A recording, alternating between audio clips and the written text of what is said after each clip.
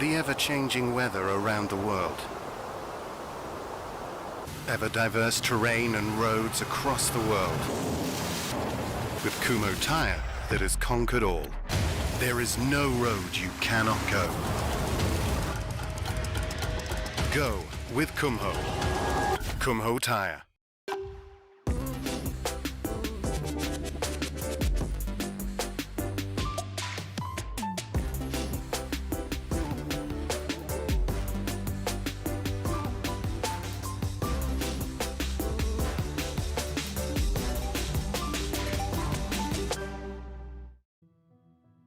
Good evening, ladies and gentlemen. Hello and welcome to the very final round of the Kumho Tyres V8 Veterans Championship for season number 15, Virginia International Raceway.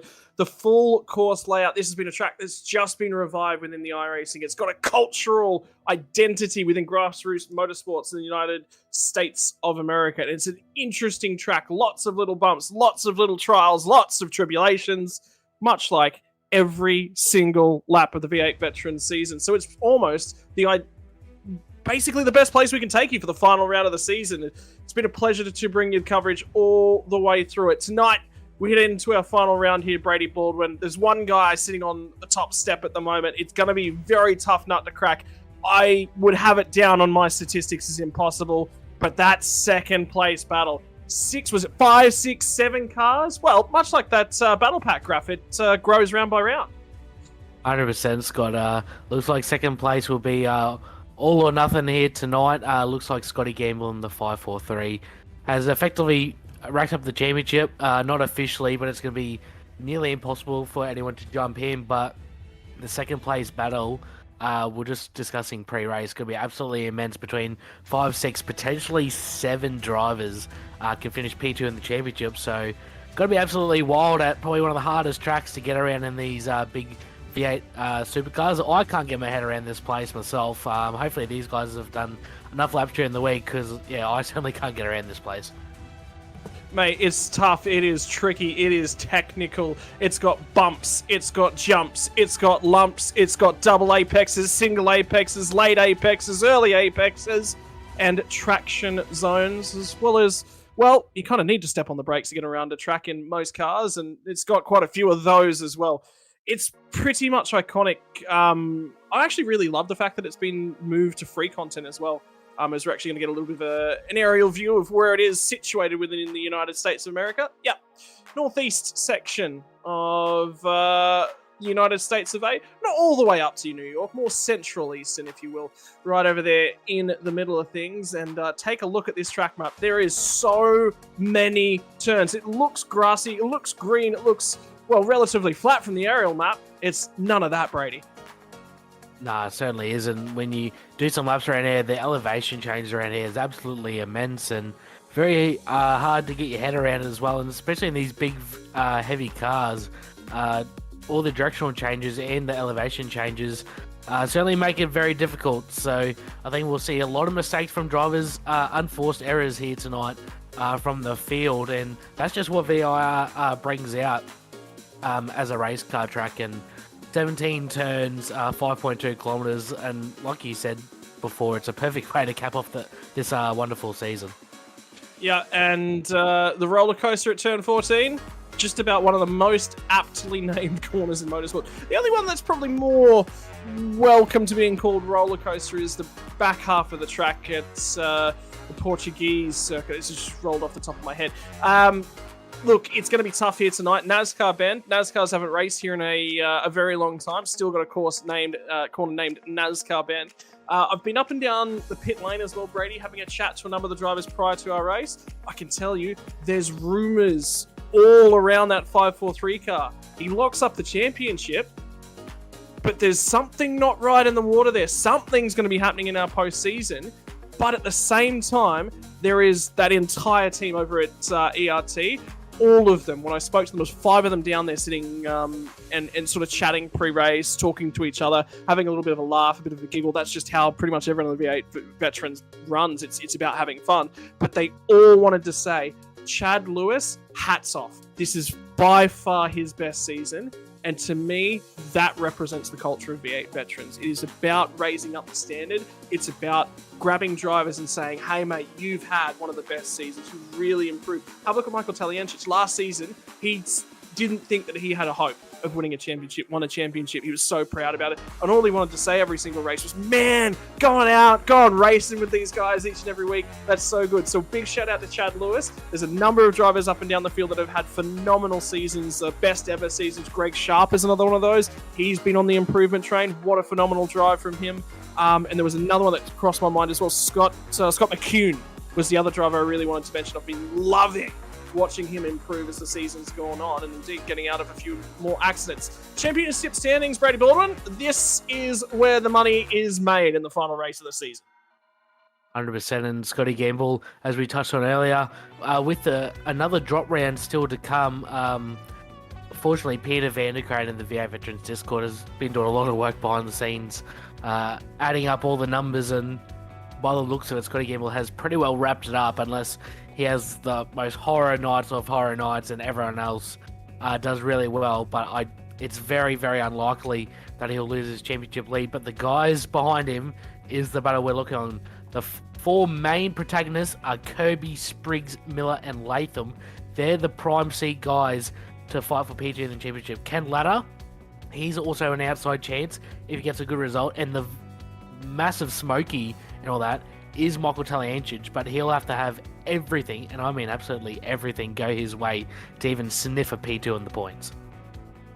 Yeah, but that's what they'll be battling for up and down the field. It's going to come down to drop rounds, and for the guys playing along at home, I certainly play along at home. I get the benefit of that. I get to play V8 Veterans Super Vets. I know you've been playing Super Vets as well along at home, Brady Baldwin. Numbers is what that one comes down to, so let's get it in for you. So far, calculated into those championship standings you have on your screen are what is called one drop round. But there's two available to our drivers. The system, the point tallies, they go in, they find each driver's worst possible points round from among each of those rounds, subtracts it out of the points, and after tonight, it'll grab their driver's second worst rounds. At the moment, I'm still doing some calculations in the background. I'll have those numbers available for you here in just a few moments, and then we'll be able to compare. But effectively, their worst round is already gone, and their second worst round is on the chopping board. That'll either be tonight or one that they've already had, so it can only be two values, which will be nice and easy to calculate. Spreadsheet, don't fail me now. Either way, it's going to be an absolutely epic night of racing, and of course, all these guys, they'll be keen to fight out for P2 on the points, and with about 6 or 7 guys running for it, it's going to be absolutely immense as we look at our Kumho Tyres race statistics for this evening. 29 lap race, 150 kilometres. All the drivers will be starting on 80 litres of fuel, 90% refill capacity, which will be about 100 litres or so. One stop race, nice short sprint race tonight, critical lap number 5, and we're predicting if someone wants to go really long, they can get to about lap 19, so a massive window for the drivers tonight. And look at that beautiful graphic prepared by our producer Daniel Yeaman. So lap 5 to 19, so it's a really big window, 29 lap race, and with a safety car thrown in there too, depending when it comes out, it could throw this race into absolute chaos. So words coming directly from, I believe, your teammates here, Brady Ball. I actually got the opportunity to talk to Ken Latta and Christian Smart pre-race. They said, look, if I'm being honest, 10. We think we can get home from lap 10, definitely. Any earlier than that, and question marks are going to be raised to the entire pack. You're going to see the pace drop off. You might have seen that during the Indy 500. If you were watching along across the weekend, there were segments of that race where all of a sudden the pace just went through the floor, and that was because the drivers were trying to make the absolute most of any fuel they had available to them. You'll see that again here tonight if a safety car falls around that lap 5 window. Other notable mentions was safety cars. Well, again, I'm going to go to your teammates on this one, Brady. They said they reckon there'll be 2. They reckon there'll be 1 early, 1 late is their markers. I'm not opposed to that prediction either. I think just the nature of this circuit, it's pretty narrow as well in a lot of places. So I think there will be a little bit of biff and barge on the opening lap. I think once they get a little bit spread out, I think they'll be all right. But I think just because of the nature of this place with all the undulations, such a tough circuit to get around. So I think at least 1 safety car is probably on the cards, maybe 2. But I'm hoping for a banger race of tonight, and hopefully these guys can put on a good show. Yep, so ladies and gentlemen, warm-up phase has now finished. That is the track map that you've got on board in front of you. And I tell you what, it is a tight run down to turn number 1. Really nice long starting straight, but then it's a big old kink in the middle of that starting straight. Onto the horseshoe. Keep it settled down through NASCAR bend after you come through the little kink at turn 2. Then you've got 3, 4, 5. It's all tight and twisty through here. From there, it's just about flat out all the way down to turn 7, although it's up and over rises. 7, it'll be a slight lift, a touch of the brakes. Maybe 8, 9, much the same thing. 10, and then one of the most iconic points of this track, it's up and around the old oak tree. Turn 11, turn 12, double apex, double turn to the right. Madison Avenue, long back straight away, all the way down to the roller coaster. Why is it called the roller coaster? You go downhill, then you immediately come uphill, and all the time you're trying to pull the car up. You're going to turn to the right-hand side. 2 left-handers in the second last 2 turns of the track. Again, balancing the car. Try and get it turned. Try and get the car hooked up, and try and get it fired off that main straight. I expect we'll see at least 2 or more cars off at some point in the hog pen. Ladies and gentlemen, your starting grid. Ken Ladder off of pole position late on in the season. Great time to pick one. He'll be off alongside Stewie Hall. He'll be on that front row. Moving it back to row number 2. Matt van der Kraan again continues this consistent performance in his qualifying. Scott Gamble makes up from a poor qualifying effort from last week. Back to 5th and 6th on our grid is John Latham, again really quick, and Christian Smart will be off alongside of him. Watch for these guys to get aggressive. Down into turn number 1. Moving to 7th and 8th on our starting grid is Damien Cairns, 101st race for the 88, off alongside Jeff Thomas, again buying his way inside the top 10. Disastrous race for him last week. We'll see if he can get a little bit further on this time. Jason Spriggs, championship contender for that P2 slot, off alongside of his longtime rival, Dave Kirby. These guys are both clean and consistent, but who is going to be the bigger gentleman on the run to turn number 1? That is yet to be decided, Brady. Last season, we called him the one-arm bandit. Tonight, he's the smoky Michael Talyancic, starting from P11. Alongside him, one of the protagonists in the fight for P2, Chris Miller, will start from P number 12. Travis Hunt and Dean Flavell, they will share row number 7 here tonight, with Greg Sharp and Stephen Kennedy will be starting 15th and 16th. Behind them will be the 77 of Scott McCune and the 462 ERT machine of Dan Hall. And behind them, Dan Hall's teammate, the 727 of Chad Lewis, and Darren Crosby running at the top 20. Yep, we'll throw it back through these next couple nice and quickly. Stephen Gretsch and Scotty Van Loon, 21st, 22nd, 23rd, and 24th is going to be Stephen Banks and Matty Parker. 24th and 25th is going to be Jamie McKnight and Rick Vigor. We'll see how far forward that 027 can get. Halil Cesar and Paul Burns. Then we'll throw it back to 29th and 30th will be Brenton O'Brien, Troy Sipple. We'll throw it back one more row to outside the top 30, the safety cars. Boy, those Porsches look beautiful for the V8 Veterans Kumho Tyres entries. And then alongside further back, we've got 2 drivers that did not set a time, Simon Hederscheid and Peter van der Kraan, all the way from the rear end of the field. Peter van der Kraan is going to look at a wall of V8 supercars. I can tell you, we have just hit our gridding timer. It is time to set those lights alight for the final time of season number 15. The short run to turn number 1. Chaos at VIR, or is it going to be a clean getaway? You know who does get a clean getaway is Ken Ladder. Matt van der Kraan did not get a great jump. He's immediately going to be 3 wide with John Latham to his inside. 3 wide on the run down to turn number 1. Who's going to stick it in there? Latham inside of van der Kraan. Gamble to the outside. They all feed in nice and cleanly. A little bit of checking up deep in the pack. Lots of contacts. The 55 machine, I think Greg Sharp as well. 2 cars off the road at turn number 1. With Sharp monstrous damage to the front end of things. They managed to get their way down into turn number 3, where they'll set themselves in for the first lap here tonight. And that was a lot more gentlemanly than I was expecting. Oh no, Jeff Thomas tumbles a long way down the field, and Scott Gamble's had an incident as well.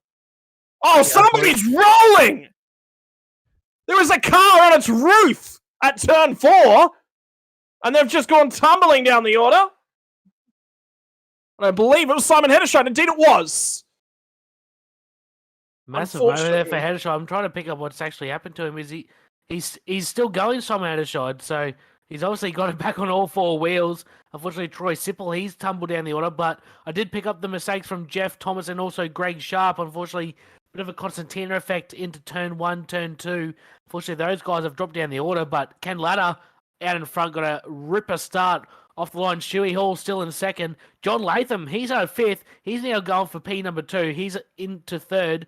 Vander Crane 4th, Damien Cairns 5th. Scotty Gamble, he's down to about, I can't even on the track. Scott Gamble, he's nowhere. He's on the track at the moment. Yeah, Scott Gamble, update on what happened to Scott Gamble. Internet or computer dropped out. So he is having hardware issues at this point in time. He is trying to get back into that server. All he needs is a finish. He doesn't need a big bag of points. He just needs some, and it's locked in. But it's now up to his championship rivals to go hunting. They needed something to happen to Gamble on this opening lap. It's happened. Who can make the opportunity? And have a look at the racing down at turn number 1 for lap number 2 here of the 29 we're going to see here tonight. It's going to be a nice big overtake opportunity for Stephen Gretsch. Gets down the inside, manages to park it up on the inside of turn number 1, but that's not necessarily the move done here, Brady. Certainly isn't, and looks like Greg back down the inside. He's battling, it's Matty Parker and Stephen Banks going at it just in front of where Stephen Greg is. So definitely guys going too wide all throughout this first sector, and some really clean driving through the middle of the pack. But Scott Gamble, man, we just saw in pre-race that everything had to go wrong for him. And unfortunately for him, maybe a commentator's curse, I hope not. Ooh. But unfortunately, Scotty Gamble has dropped out of the server officially. If he can get back out as soon as possible, and it's 75% of the race you've got to complete to score points. If he can do that, I think he'll still be safe, but it's going to be touch and go. So I've done the numbers actually on his drop rounds. So he will still earn 158 points no matter what here tonight, because that will be his currently his next worst drop round. So he will score a minimum of 158 points. Might be just enough to guarantee him a championship. Somebody's going to have to get maximum points here tonight. That's going to require a fastest lap, a clean race, no incident points. And VIR, it's so easy. You can tip a wheel off anywhere, pick up a touch of grass around here, Brady. Not only is it difficult to keep the car going, but there goes that 0.0 incident point bonus.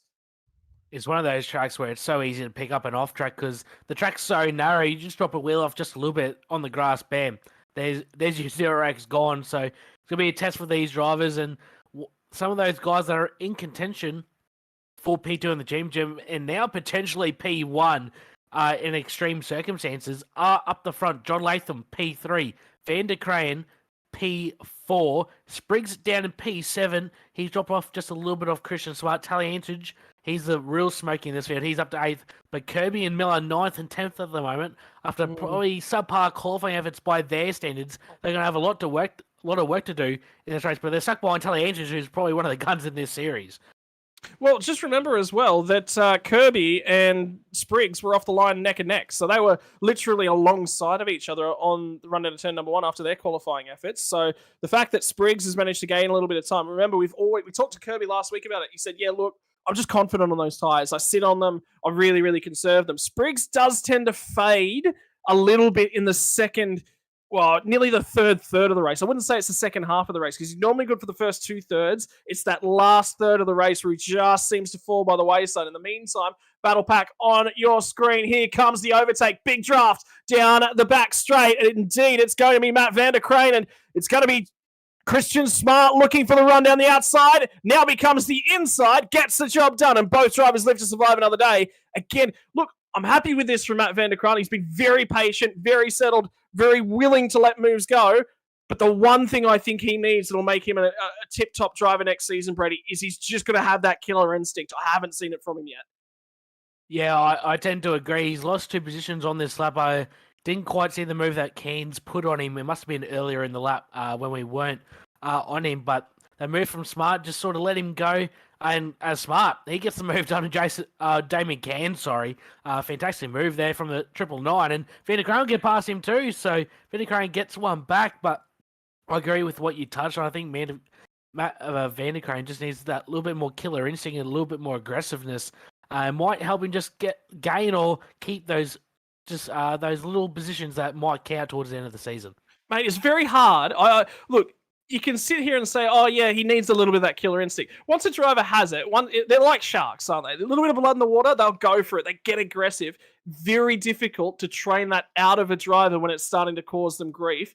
you can train it into a driver that hasn't got that little bit of killer instinct, but that race preservation, that's been Matt van der Kraan's strongest skill. He's always there, always in the hunt, always in contention, never turns down across somebody's nose because he knows he's going to get turned. That's his biggest aspect. Now he just needs to get aggressive. But how about this from Stewie Hall? I cannot believe this qualifying effort from Stewie Hall. This is one of his all-time bests, and he is setting himself up for success here tonight. Brady, words of advice? Just keep it straight and keep it on the black stuff, I think, for Stewie Hall. Nova Sim Sports Machine, they're a sponsor of the V8 Veteran Series 2, so quite fitting for the final round. That got Nova Sim Sports Machine in the top 3, and he's keeping pace with Ken Ladder. We've seen the 269. He's been one of the front runners all season long. He's always got the pace to be up the front. Whether he has the luck or not is a different question sometimes, but Kenny's always one of the top guys, and looks like John Latham's putting a little bit of pressure on behind Stewie Hall, but the top 3 at the moment, not separated by too much, under a second, so it's going to be a good little battle up front here. What do you think? Any one of these guys sort of saving? Stewie looks like he's pushing on. He's just really trying to make sure that he's attached to Ken Ladder, and I don't think the words saving and John Latham fit in the same sentence, to be perfectly honest with you. And right now, that rear bumper of Stuart Hall's is about to get a workover from the 24 machine, who's had a season full of pace, full of absolute standout talent, and the execution, it's just not been there. If you want to see what a driver looks like when he's got all of the flair, but none of the get there, well, John Latham's probably the guy to look at. I think the same could be spoken for Ken Ladder as well. He's got a lot of pace, but unfortunately, just sometimes luck doesn't fall his way, or small little errors will come out of his game. But I think he's just pacing himself quite nicely at the moment, Ken. I don't think he's pushing too hard. I think he's just probably running to a number at the moment, try and maintain the gap behind, try not wear out his equipment so much behind, and hopefully Stewie Hall and John Latham start battling him high, which I think something might be done in the next corner here, Scott.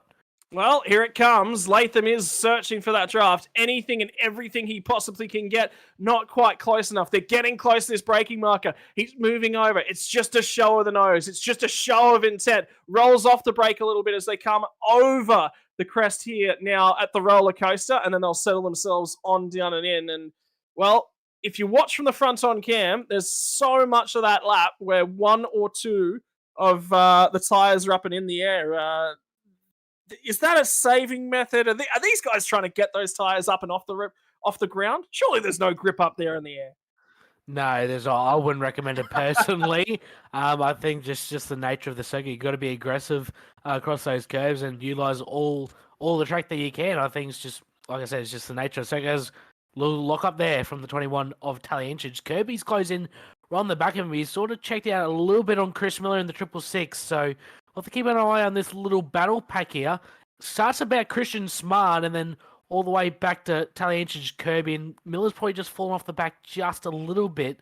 So Smart to Kirby's 2.6 seconds from 4th to 9th. So Ladder's off. Hello.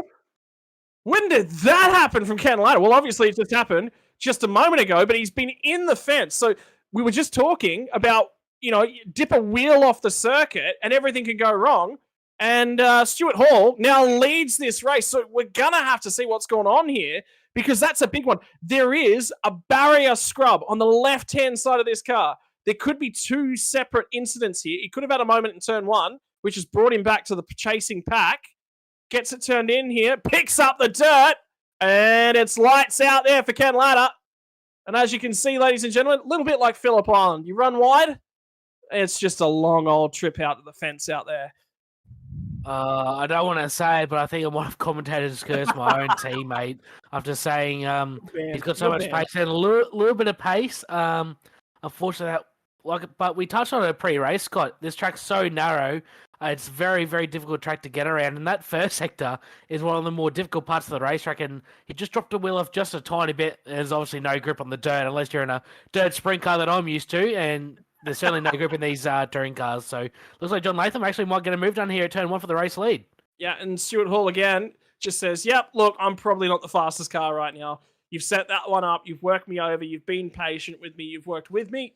Might just give that one up. It's a really good opportunity because not often, Brady Baldwin, do we get the opportunity to talk to somebody who's got teammates in the race. This is a unique aspect of the race. You've qualified well. You understand you've got the raw pace from Ken Ladder. Take us inside. What is he like as a driver. How does he respond to these instances? A lot of guys that one mistake brings on 7. They go on tilt. They run wide every other corner then. How does Ken Ladder respond? I think from the races that I've done with Kenny, I haven't actually spent that much time with him personally in my short time at Synergy, but he's hard on himself and he's a harsh critic on himself, and he's definitely one of the best drivers in this field, in my opinion, not just saying that from a teammate's perspective, but he's a top runner in a lot of these V8 Supercar series, and he is hard on himself, so hopefully he can just get the head back down and try and not make too many more mistakes, because he's got the pace to get back through the field. It's just whether he can keep his head down and try and minimize the mistakes. As I've just picked up in server, Michael Taliancic has also had internet issues, and he has dropped out of the race as well. 2 of the contenders in this series gone.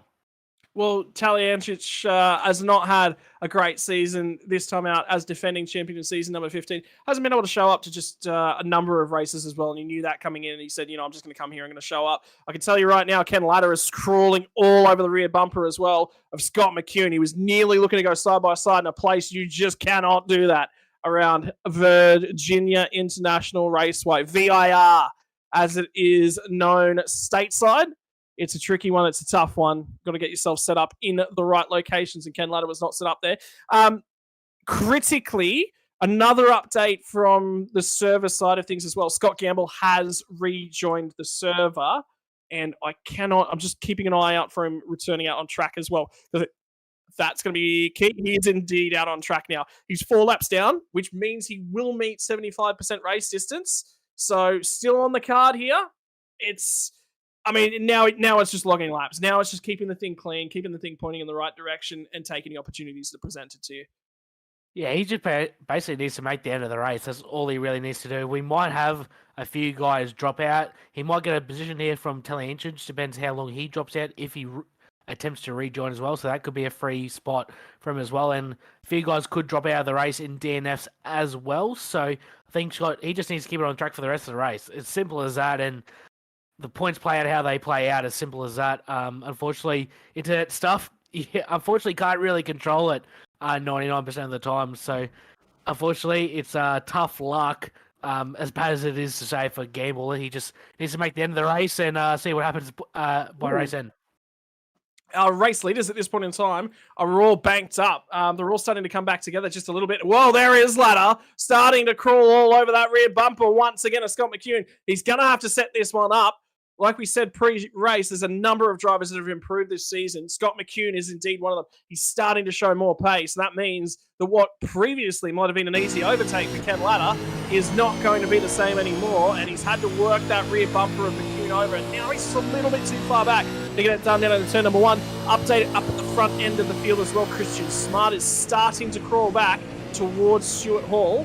And we'll keep our eyes on this one because McCune's now starting to crawl all over that rear bumper of the car ahead of him as well. So a number of cars that are starting to come towards each other. Tyre wear starting to become a factor here.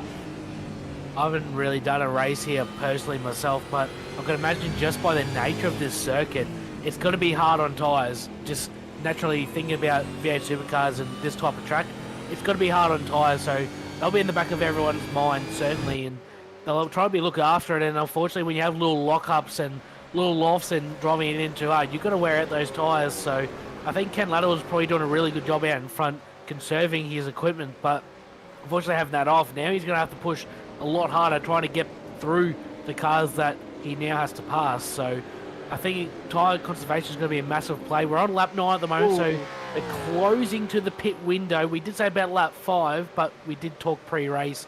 It could be about lap 10, realistically, to make it home. So I think in the next couple of laps, we might see some guys take a gamble and go for an early pit stop. So I can just tell you as well, for any of you who were wondering why I made a sudden sound in the background, Matt Vanderkraan was wiggling like you would not believe off the exits of the oak tree and heading down onto the back straight. Big old slide off the slowest corner on the circuit. And that meant he pulled well off to the right-hand side of the track. Managed to keep it on the black stuff. So we took your advice there, Brady Ball. Good to see a few of the drivers are doing so. Update from Tally. Either my new router or my new ISP is about to go in the trash. One or the other. And I was going to liken it once again to real-world issues. I can tell you from the Coke 600, if for anyone that does follow NASCAR or just interested in racing right around the world, there were two teammates at the Coke 600 that both got radiator damage on the same lap from different bits of debris in different ends of the track at the same time. It was bizarre. That is very bizarre. I actually didn't pick that up from the news during the week, so that's pretty crazy, isn't it? Yeah, I mean, it's just one of those quirks that just happens, isn't it? And Talyancic is feeling the sim racing version of that, unfortunately, here tonight. Has not made his way back into the server, but that will sign, seal, and deliver his hopes of P2 in the championship. This is an update here of what's going on. I believe this is Ladder getting back down the inside. Whoa! Well, it was getting down the inside. It was also rubbing panels there with Dan Hall. And it would not surprise me to see that one redress. I believe it was not redressed. So that would says to me that Ken Ladder thinks that he... Whoa, hang on! Damien Cairns has gone off at Oak Tree on the outside. That's the car on the right-hand side of your shot, just rejoining. So something happened there, and he is crap. He is not in a great way. Looks like he just went wide at 11 and 12 through Oak Tree and got into the left rear, into the tyre barrier and the front as well. So a little bit of damage there, I'd assume. And there's the end of it. We'll try and pick up the start of it on the Logitech G replay. The 88 top-end esports machine. Damien Cairns was running 5th at the time, and unfortunately runs a little bit wider. Very technical, difficult double right-hander, and just gets wide, similar to Ladder's situation, into the Motul tyre barrier. And unfortunately, that's going to send him right down the back of the pack, I think just outside the top 10.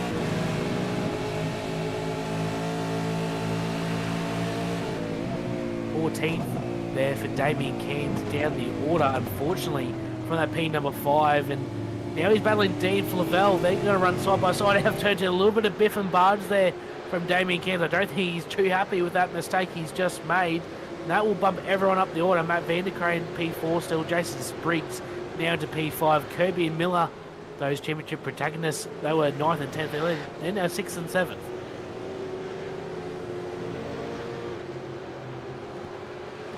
Sorry about that. My microphone just decided it didn't want to turn back on.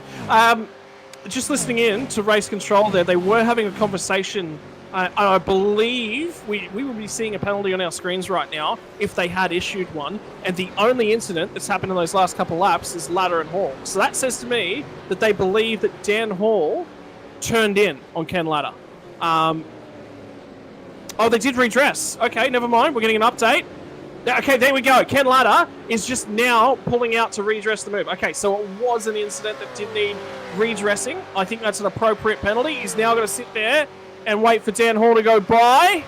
And that is now redressed. Back on with things. In the meantime, Dan Hall lost out to Scott McCune. And McCune will just sit there and go, hey, look, I'm a P8, guys. You can keep this up a little while longer. I don't think Scott McCune will mind the freebie whatsoever. He'll be... looks like comfortably in the top 10. He'll be P8 now, so Scott McCune probably one of his season best results at the moment. Started 17th as well. So. Brady, no! You did it again! No! You're not allowed. If there's green on a car, you're no longer allowed to talk about them.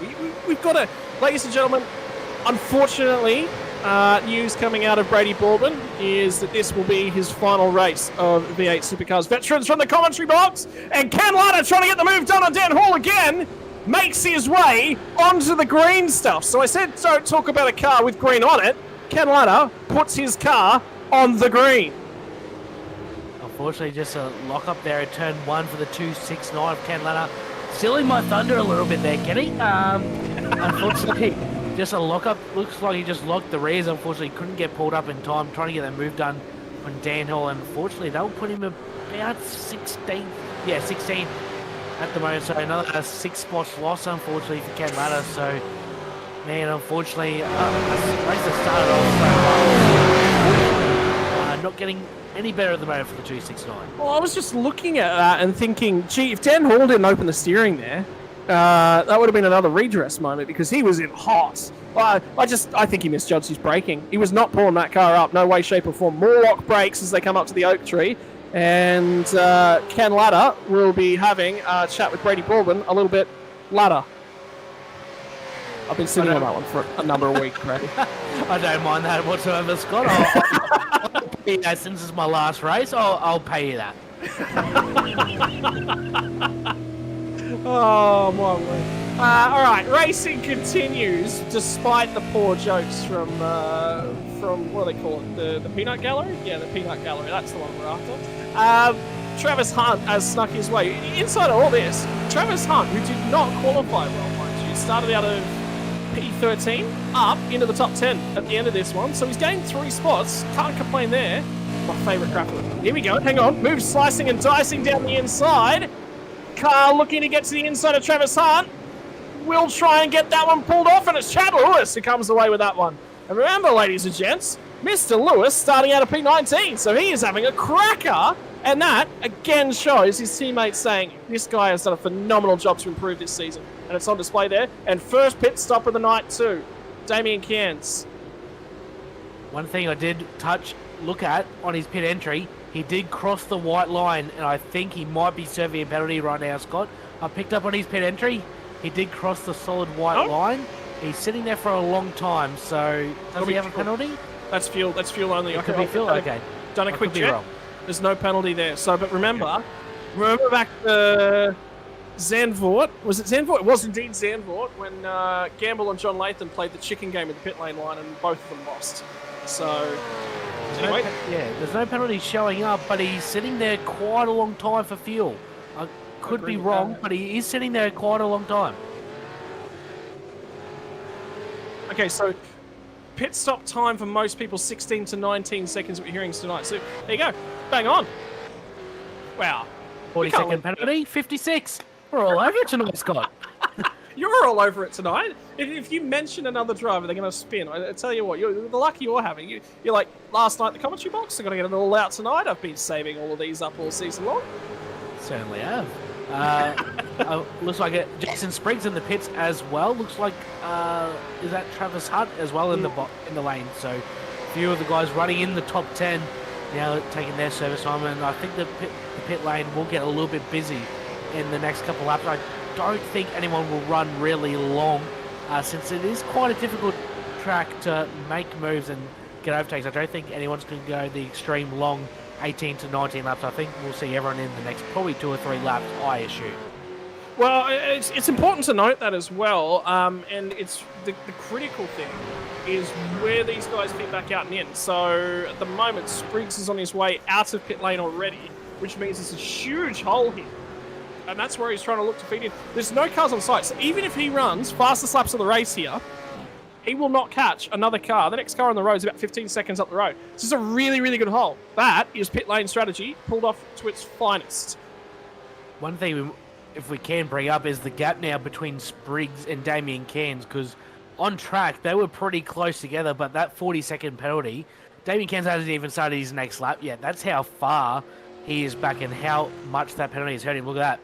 We're about 40-second penalty, and he's 44 seconds behind, so a costly error there for Damien Cairns in the 88 machine. Unfortunately, will pretty well put him out of the running for a top 5 finish here tonight. If he's lucky, he could maybe get into the 10, but it could be a hard yards here for the 88 machine. He's going to need a safety car to save him. And even then, I think it's going to be not just a safety car. It's going to have to be, look, everyone else is on old tyres. I may as well come in and have a crack from the back end of the field. I think that's just about signed, sealed, and delivered. In terms of drivers up at the front end of town, though, 50 seconds. So what was it? 40 seconds end to end. Delta's going to be around, what, I'd say 35 seconds. No, probably a little bit more than that, 36, 37 seconds. So not quite the full 40. So that says to me that Latham's going to pop out with about a 10 to 15 second lead out at the front end of this thing. At this point in time, over the drivers that have already pit lane. Well, Brady Baldwin called it. Indeed, pit lane getting incredibly busy at this point in time. Gretsch is in. Latta is in. Miller in. Banks. All of these drivers are in at this point in time. That pit lane is incredibly congested, and here comes Jason Spriggs out of the last corner on the run down through the start-finish line. He is going to jump out ahead of Chris Miller and Chad Lewis. So a great lap out there from Jason Spriggs. Jumps him out ahead. He's back up to P15, and he is our lead driver that has completed his pit stop at this point in time. It's going to be 15th for Spriggs, 16th for, I believe, Chris Miller. And then from there, Chad Lewis, Travis Hunt, Ken Latta, and Greg Sharp round out your top 20 at that point. And critical to get this pit lane done. Run and done. One thing I've just noticed on Christian Smart, he is all over the back of Stewie Hall in the 49 for position number 2. Smart tried to get the move done at the end of the back straight, could not get the move done. So the 49 and the 999 really close together. I wouldn't be surprised if one of these guys peels in the lane at this time. On the mark once again, the 999 Christian Smart. Thank you for listening, Smarty, in the lane, and so is the 180 of Matt Vanderkrane. So, and David Kirby in the background. He'll also peel in. So it'll be interesting to watch these guys where they transition out in comparison to Jason Spriggs, who is the lead runner of the cars who have pitted so far.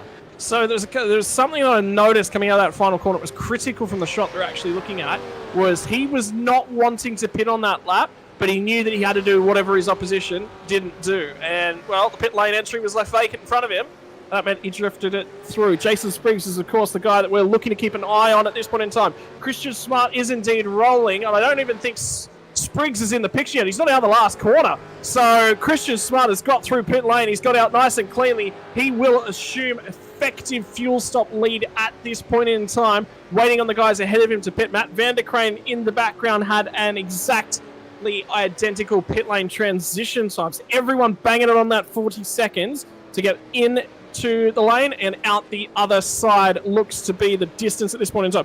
The difference at this point, though, is Christian Smart is about a second off the rear bumper of Paul Burns. And traffic, that's going to kill you around this place. 100%. And one thing I've just noticed, David Kirby, who came into the lane on that last lap, similar fate to Jason Spriggs. He had, Damien Cairns. He was sitting in the lane a long time, the 307. I'm afraid he might have crossed the line and got another stop and hold penalty for 40 seconds, I believe. Oh. Might check the numbers, but he looked to be sitting for a long time. I think somebody has just locked a host of brakes in at turn number 1. You mentioned Dave Kirby, and I said, all right, no worries. I've got to keep an eye on him, see where he pops back out. There was just brake smoke at turn 1. Locked tyres everywhere down there, and there's another couple puffs of dust up here as well. So that means somebody's struggling. The next couple cars on track are Rick Vigor and Peter Vanderkrane. Stephen Kennedy's just in front of them as well, but he's a little bit further down the track. So one of those drivers has had an issue. Race leader John Latham into the lane. So we are now past the halfway mark, and he is going to be coming in. Uh-oh. Damien McKnight, the only one to stay out. He's got an extra lap. And now, Hillel Cesar, as he's holding up Christian Smart, who has a massive moment off the final corner. Paul Burns re-overtakes him, so this can be very interesting. Latham looks like he's well clear. Where's Stewie Hall? He's going to be very smart, and this is going to be interesting with these cars who have not pitted. Smart, I reckon, will be hot under the collar at the moment, getting sucked behind these cars who have not pitted, effectively holding his momentum. And now, I think that last corner mistake, we might try and pick it up from that last lap. Big moment from Christian Smart. I think he would have jumped Stuart Hall if it wasn't for that little mistake getting held up by lap traffic on that last corner of the last lap. Well, we've talked about it, and we've talked about it all season long. It's about execution. And there's a number of drivers in the field that have talent. And look at Christian Smart! He is annoyed, fuming, hot under the collar, and I think he's burning a few extra fuel cells worth of fuel at this point in time to get that move done on Paul Burns. It's like he flicked the turbocharger on all of a sudden and shot out the other side. This will tell the story. So this is a little bit after that one. That's Paul Burns getting back by him. Gets down the inside here. This is just before the roller coaster. So he's cleared Paul Burns. Now he's got Halil Cesar right in front of him. And Cesar's going to have a moment. Right there.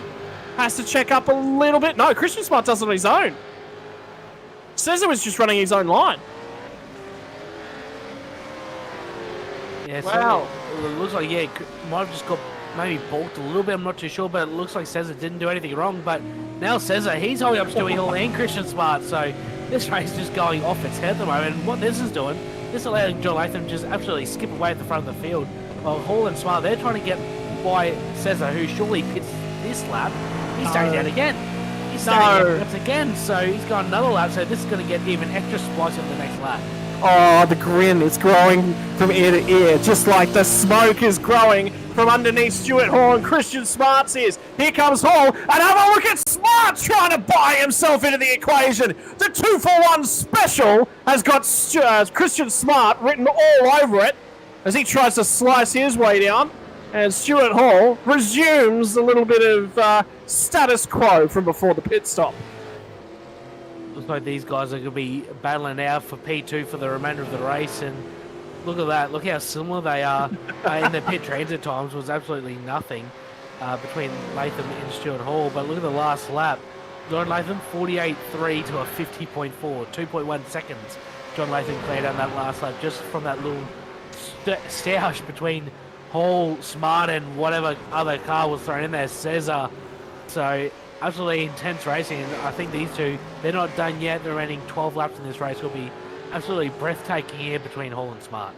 Well, see, again, we come back to that moment of killer instinct, and it does take a raw racing driver just get aggressive. It's the thing that makes Max Verstappen. It's what we love watching Formula One for.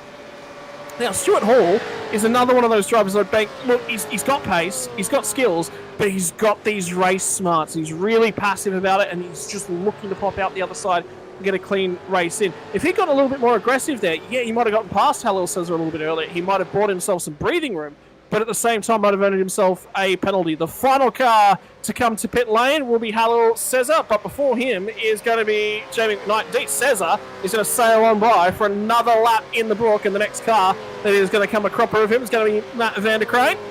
And Jamie McKnight just off the jacks now and trundling down pit lane. Jason Spriggs is going to be going head-to-head with Chris Miller at this point in the 666 as well, so those two are locked up. Chad Lewis, what a drive yet again from Chad Lewis. Into 8th place at this time will be effective P7.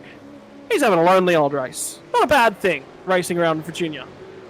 No, it's never a bad thing if you have a lonely race. It means you're not caught up in any of the carnage or chaos, and certainly a good night in the books. It looks like McKnight, he's come out in 14th, so still plus 11, which is pretty standard for the 027 of McKnight, pretty much charging through the field as always, but looks like after that stop, still says that to make a stop, I assume, lap 19, he'd be in this lap, but the top three at the moment, Latham, Hall, and Smart as they are. Effectively, Matt van der Crane will be P number 4, and he's about 7-8 seconds clear of the next car, which is Spriggs and Miller. They'll be battling out for the final spot in the top 5 for the rest of this race as McKnight. He'll have a look down the inside there on the Favel, gets the move done. Yep, so finally it clears that one. Now he's got the option. He's only 1.7 seconds back from Matty Parker. Parker did pit 2 laps earlier as well. But every other car ahead of those guys is 4-5 laps earlier. So he's going to have some really, really good rubber at the back end of this race, ladies and gents. And don't forget, we always talk about that tyre for tonight. You can actually split the race up in 2. Come in on lap 15 and go the 14/15 laps to the end. Depends how you work the math out on that one. Because at the end of lap 15, there'll be 14 to go. At the end of lap 14, there will be 15 to go because you've got to count the extras. I hate car racing sometimes. Just that lap math, it always does my head in. Oh, no, it always does me. And I know when I first started getting into the road racing, at least on iRacing, I used to always count it as it is, not add that extra lap, and always used to do me a number in my head. But LL Caesar, interestingly enough, stayed at another lap, which is now 20 laps on field. We were thinking about 19 max, so he's got the mega fuel save in this race. But interestingly enough, the last lap was his fastest. Somehow, on 19 lap old tyres, that's the fastest lap he's done all race. So kudos to LL Caesar. Mate, I still remember from last week, he had the early earmarks of fastest lap of the race, thank you very much. And look, it may have been under safety car, it may have been something unique, but as a racing car driver, my favourite quote actually comes from Carlos Sainz. He says, oh yeah, so how do we do? Well, you're the only car who's completed a lap, so call me P1 then. Exactly. Well, in the Dirt Speedway world, we have to engine start the sprint cars. You have to push start them and get the engines up to temperature. And we always say you gotta win engine starts. It's gonna be the fastest car around for engine start. So that's That's always the key. Every time we go to the racetrack, you got to win engine start. So that's effectively the same as being the fastest under safety car, I think. And remember this battle we just mentioned a few moments ago, Chris Miller and Jason Spriggs. Spriggs, remember, ladies and gents, was the earliest driver coming to pit lane. And again, I'm going to put my earmarks on this one. I think this is the only way his strategy works for him. I just don't see a race where Jason Spriggs goes into tyre save mode, and he knows that, and he leverages it. He says, yeah, look, we're not even going to get involved in the tyre debate. What we're going to do is we're going to go out there, we're going to run that undercut hard, we're going to pick up a couple spots and park it on the worst possible line. And this time, Chris Miller eventually gets to his inside and goes and robs him of that 5th place position. Jason Spriggs back to 6th, still having a good night tonight. And now Chad Lewis gets his way into the equation, and Ken Lutter! Oh, he's going to need to start a lawn mowing business. Oh no, Dan Hall as well. Once again, Hall and Ladder off at turn 1, but both separate incidents by the looks of them. Just trying to pick it up now. Ladder trying to go around the outside. Unfortunately, he locks the brake, goes wide, and Dan Hall down the inside trying to probably outbrake Ken. He makes a mistake as well. Doesn't go off. Runs a little wide. So, interesting little battle here as we pick it up on the Logitech G replay. Travis Hunt in behind him. Ladder goes wide around the outside. Dan Hall, he makes a mistake. He just gets the grass, saves it, but, oh, man. Kenny, unfortunately, just having the night of nights, unfortunately, not in the good way. Well, he got the pole position. I suppose that's all that matters. Starting off on the front row, that's all you ever need to do. So you did a great job. Chris Miller's just had a call into race. He's stuck. Chris Miller is stuck off of the oak tree. Oh, here we go. Here we go. Safety car has been deployed. Wow. Is this the final safety car of the Kumho Tyres V8 Veterans season number 15? Is this going to create another safety car? There's going to be enough time to grab the field here nice and quickly. There's a couple of drivers who will get their lap back. Not least among them, Scott Gamble as well. And ladies and gents, it wouldn't be a V8 Veterans without a safety car, Brady. No, what I'm trying to work out what's actually happened here to Chris Miller. Money shift? There's no smoke at the back, so I'm not sure if it's a motor. I'm thinking so, or unless he's ran out of fuel, but I'm probably leaning towards the motor. Okay, so we just confirmed to the...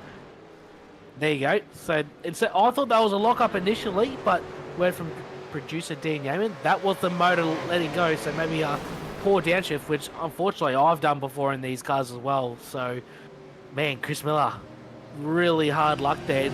A really good position as well in the top 5, and unfortunately... I think he went from 3rd to 1st, because I just rode on board with him. He was in 3rd gear, and it blows as he goes to 1st. So he goes for the downshift to 3rd gear. That's fine. It's the next one.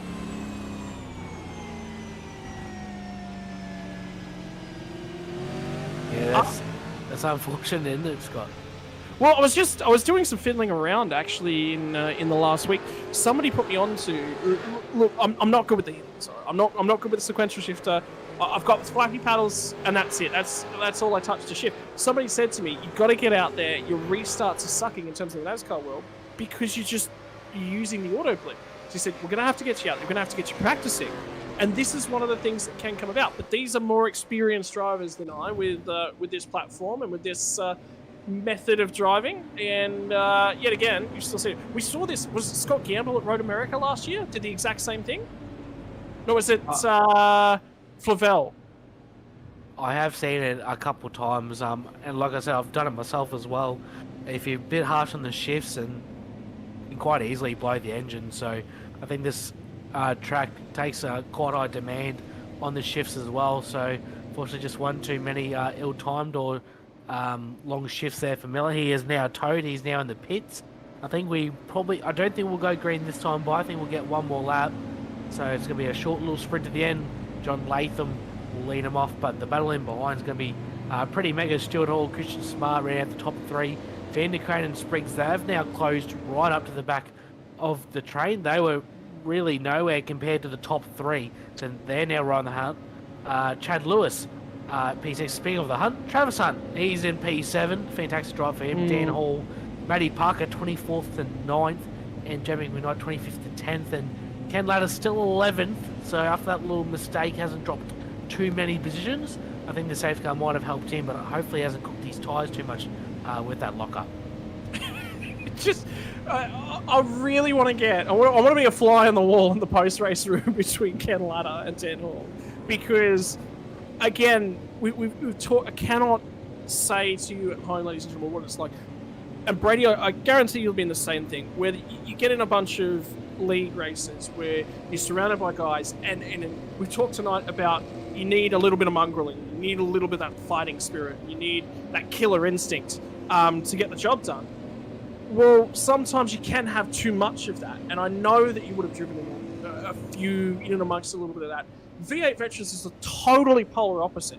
You jump in with these guys post-race, you'll have Scott Gamble, Ken Ladder, Michael Taliancic.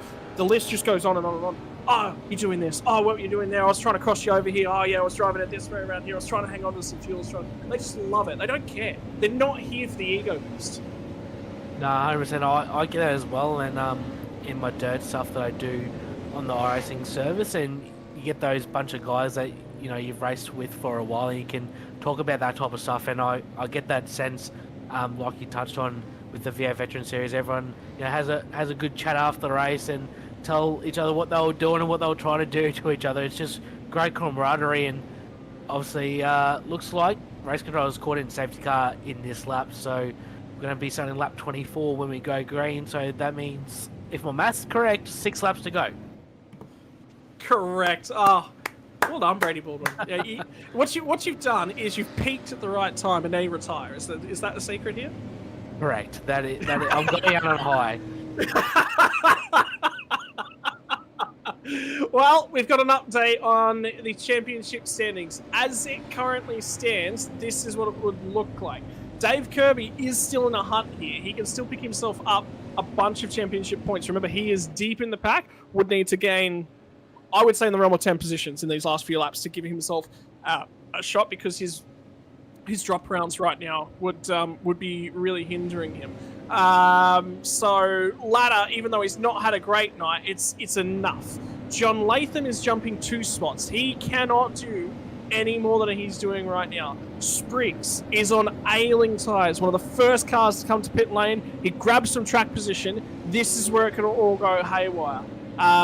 Smart, again, good track position. He's here. He's lurking beneath the surface. He can grab a couple more spots. Can't grab a whole bunch. But Matt Vanderkrant, again, podium last week from Watkins Glen. Another driver that is on the cusp of their best finishes week in and week out. This league is just growing. The strength to strength. We're 15 seasons in, and you can still see these drivers just improving.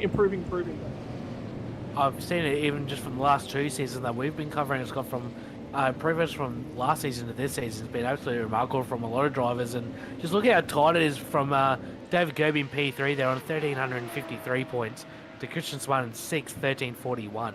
Like 12 points between 4 guys. Absolutely crazy after 10 rounds and 2 drop rounds. It's absolutely crazy, isn't it?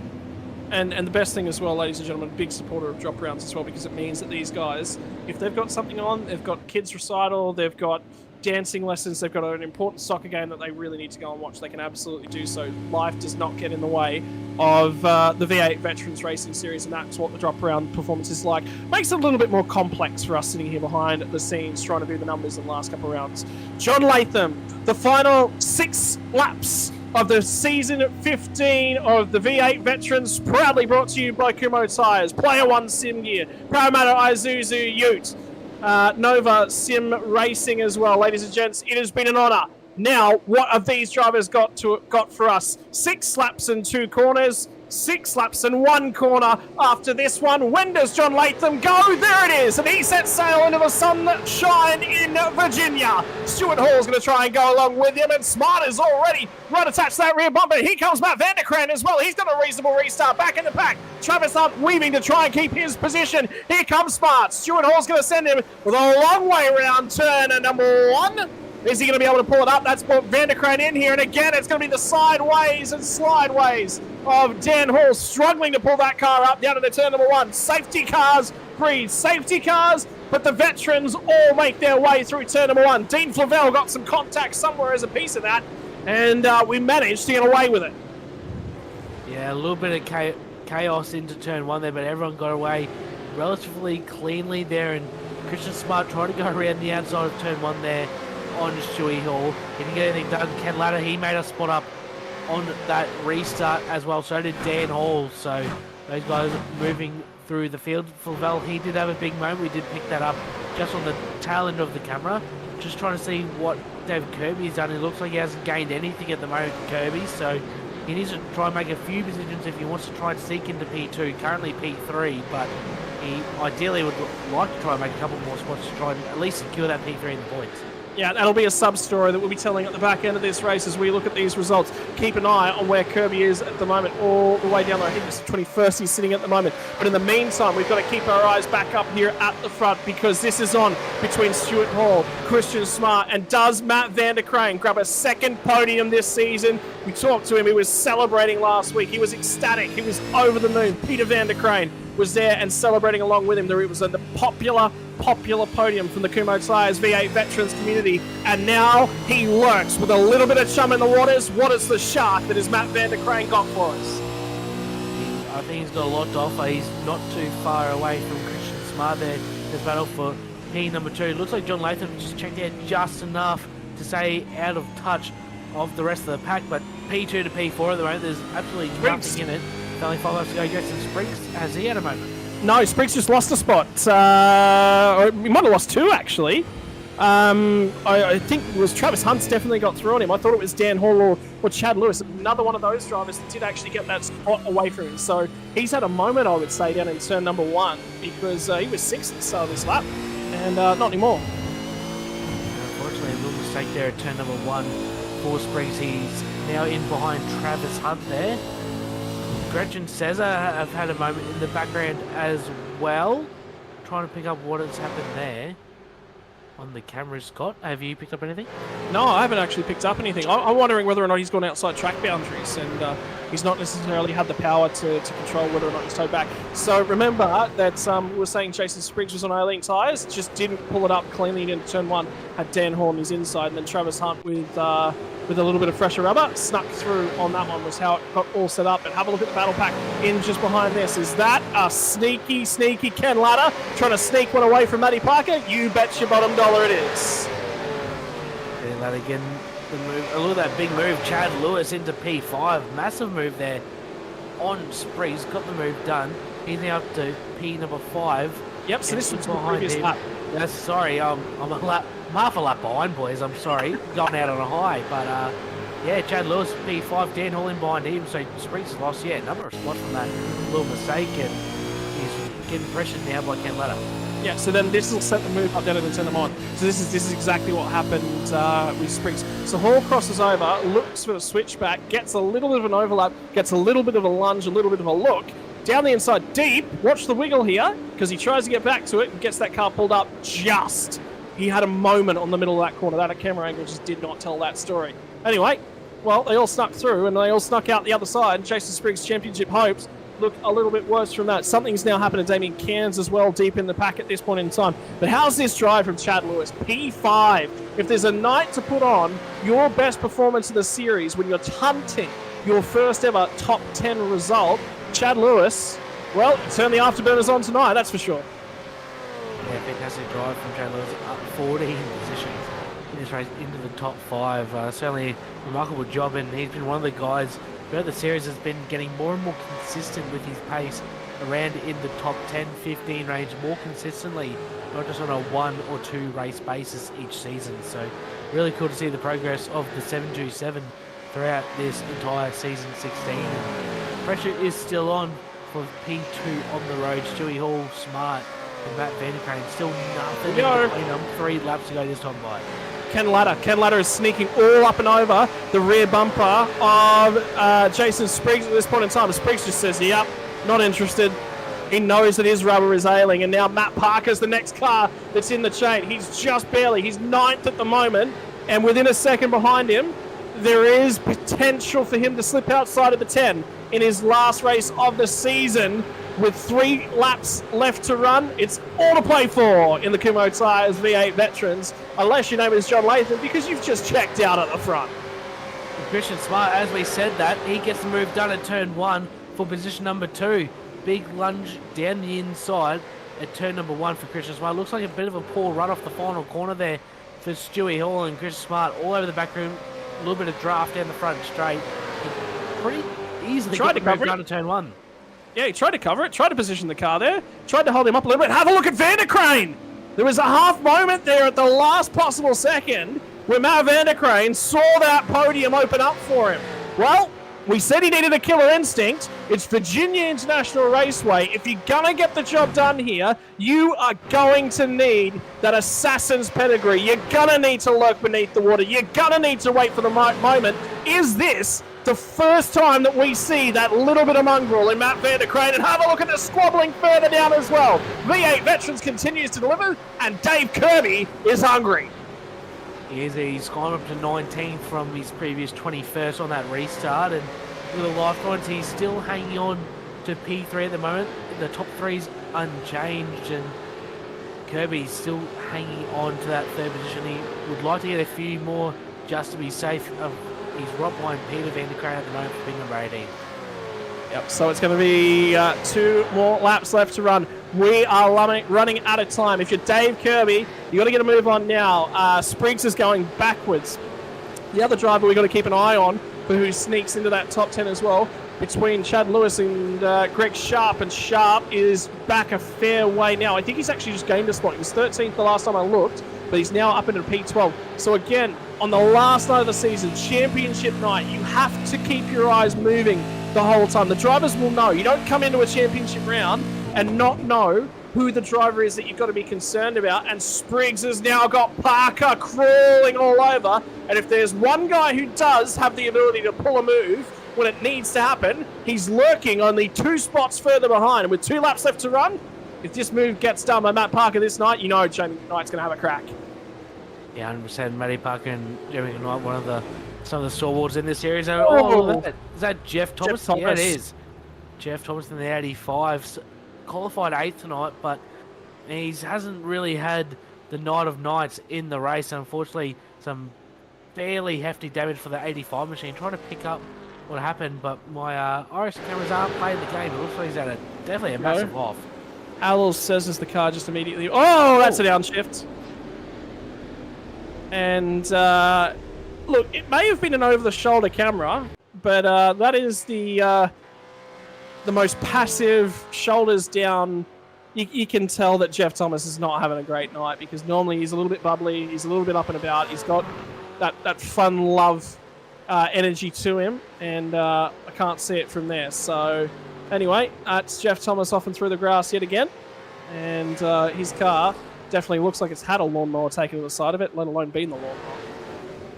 Now, unfortunately for Jeff Thomas, not the night he was hoping for to end the season, but the 24, John Latham, he will receive the white flag from Barney, the iRacing flag man. He'll lead the field off for the final lap of season number 16, the Kumho Tyres V8 Veterans Championship. How good is this? This battle in the end of season number 15, the final round, the run to the flag, down the inside, Ken Latta on Travis Hunt. He's going to pick himself up a few more points. Parker is still in behind Jason Spriggs as well as they come down to turn number 1. That one is worth keeping half an eye on. There's a huge battle pack from 10th through to about 19th as well, ladies and gentlemen, as well we come to know and love and expect. And those cars up in the background, you've got to keep half an eye on them. Kirby gets through to 17th. So he's continuing to punch tickets. He's doing all that he possibly can. A mistake on that pit lane entry does not mean that you chuck in the towel. It means you get gritty, you get out there, you get aggressive, and you try your absolute hardest. Out at the front, John Latham is clear. He's on his run to the oak tree for the final time tonight. The next car is Smart. He's just about gone. He's just about home clear. A little wiggle there from Stuart Hall. And here comes Vandercrane. Is he going to pick up 2 podiums in 2 weeks? Last week it was second at Watkins Glen. And now he's thinking about it. Now he'll have a long time to get on that power, to sniff his way a little bit closer. Use the draft. It's the final lap of the season. Vandercrane's having a sniff. Not quite close enough. Is Stuart Hall in deep? Is he going to pull the car up at the roller coaster? Smart takes it easy. Hall's Hall's got it down in there. You think it's about done, sealed and delivered. It's going to be John Latham through the final kink. He's got the job done. Smart will be P2. Stuart Hall has got the lock on P number 3. Van der Kraan threw everything at him. He had nothing left at the end of the race, and that is a phenomenal drive from not only Christian Smart, but from Stuart Hall and Matt Van der Kraan as well. Dan Hall sneaks in home for P5. Chad Lewis 6. Ken Latta recovers to P number 7 in just a few moments. And have a look at the battle to the line. McKnight nearly got there to sneak one away from Matt Parker. Not quite. Sharp, Flavel, Banks, Van Loon. Campbell will finish 3 laps down. I see in the bottom end of our timing tower as well. But that is it. Season number 15 is in the books. And it is over. Scott Gamble will be your championship winner. I think Latta has done enough to come home in P number 2. And again, they deliver on the final night of the season before we take a few weeks break. It would not be V8 Veterans without what we've just seen on our screen. 100%, and I think that was just typical V8 Veterans race. Just had a bit of everything. And congrats to John Latham. I'm not sure if this is his first win of the season. It could be. If memory serves correctly, but he's always my memory ain't too great, Scott, but he's certainly shown a lot of pace throughout the season. So if this is his first win of the season, massive ups to him because he's certainly shown a lot of pace. Unfortunately, had a bit of bad luck with some little penalties at the start of the season, but he put it all together tonight to take the victory. I tell you what, if he comes home and he wins the championship next season, the first thing I'm going to ask him is, how much do you believe that Brady Baldwin was your black cat? He won't believe you, I don't think. He's had a torrid season. Chalked to him last week, ladies and gents. He was sick as a dog. Absolutely sick as a dog, which is why we didn't see very much out of him. He was coming in there quite hopeful. He thought he had a chance last week as we journeyed to America, and was not the case. So I said to him, all right, what haven't you done this season? It's basically the John Latham bingo card, and every square is ticked off. Penalty on entering the pit lane. Slow down picked up in the final sector of the final corner of the final lap of the race, unable to serve it before the start-finish line. Speeding on pit lane entry. Race control penalty. Sick. Had to miss a race. Pedals failed. Well, there's 7 out of 10 rounds. Hasn't been the season for him, but he'll end off on the best note possible for season 15. I won't keep saying 16. 15 of the Kumho Tyres V8 Veterans. He'll win by 3 seconds over the 999 Synergy Sim Racing Machine of Christian Smart and Stewie Hall in the 49 and the Nova Sim Sport Machine rounding out the podium. A fantastic battle there. And then the race with Matt Van der Kraan, who'll end up P4. Dan Hall will round out the top 5 in the RT 462 with teammate Chad Lewis just in behind. Kenny Latta recovered to P7 after some pole position.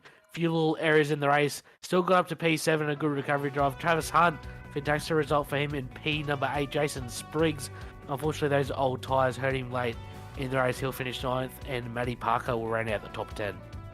Yeah, and if you're playing along at home as well, there's also the State of Origin rounds as well. V8 Veterans mix the drivers up, throw them into a pseudo State of Origin. We'll have the results, I think, coming from Peter Van der Kraan. I know he'll be listening out there, so we'll send them my way in just a few moments. Jamie McKnight, we saw him go side by side for P10th over the start-finish line. Greg Sharp got there as well. Dean Flavel, Stephen Banks, Scotty Van Loon, Darren Crosby. What a drive from Dave Kirby to get back to 17th in a difficult track to overtake. Paul Burns, Peter Van der Kraan, Damien Cairns in race 101. Was hoping that it went a little bit better this week. Didn't necessarily get there. We'll throw it back across to 21. You know what, Brady? It's your final round. You finish us off, mate. You get the opportunity to.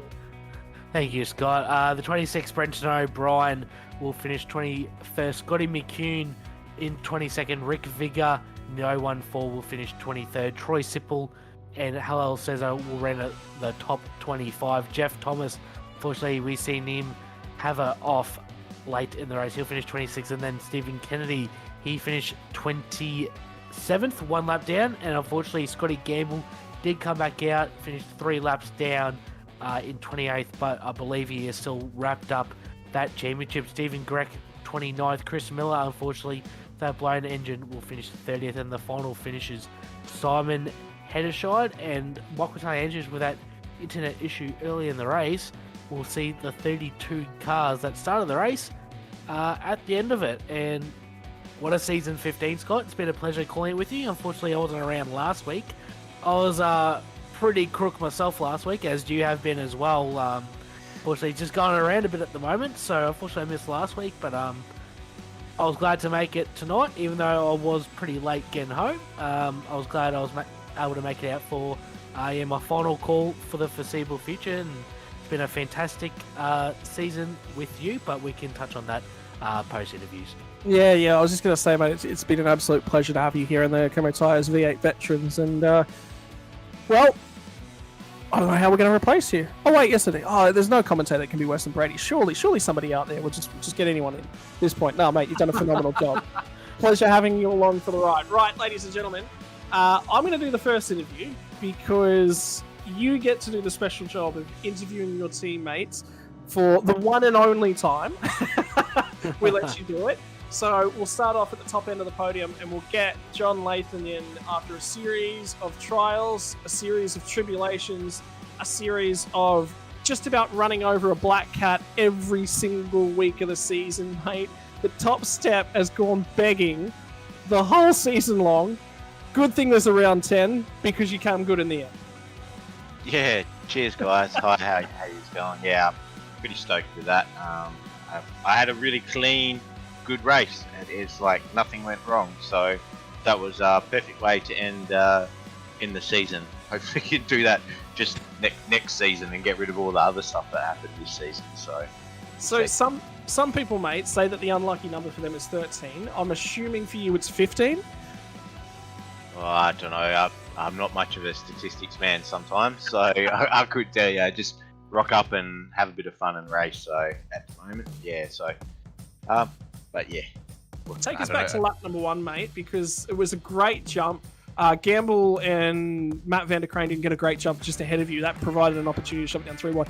Takes bravery at VIR to get a move done anywhere. But getting down into a narrow racetrack, 3 wide down into turn number 1, you've got to have the utmost respect. And you've also got to know exactly how tight you've got to be on that apex, because if you go deep at turn number 1 on the inside, 3 wide, all of you are off. Yeah, definitely. You've got a lot of responsibility being on the inside there. So, and thanks very much to Scott and Matt as well. They gave a lot of respect to allow that to kind of happen as well. There was enough of a gap that Matt left to the right of him that I kind of thought, oh, well, I'll go that way. So yeah, and I was just really focused on getting the car stopped and to the apex and making sure I didn't wipe everyone else, wipe everyone out in the first lap, because yeah, that would have been a big one. Mate, after that set sail, obviously picked a few guys off, and pit strategy, we had a look at Christian Smart throughout the race. When you come to a track like VIR, there's a lot of tracks that are obviously quite similar to it in terms of street circuit capacity, because it feels kind of like a street circuit, which is with all this vacant land around instead of walls held up and against you.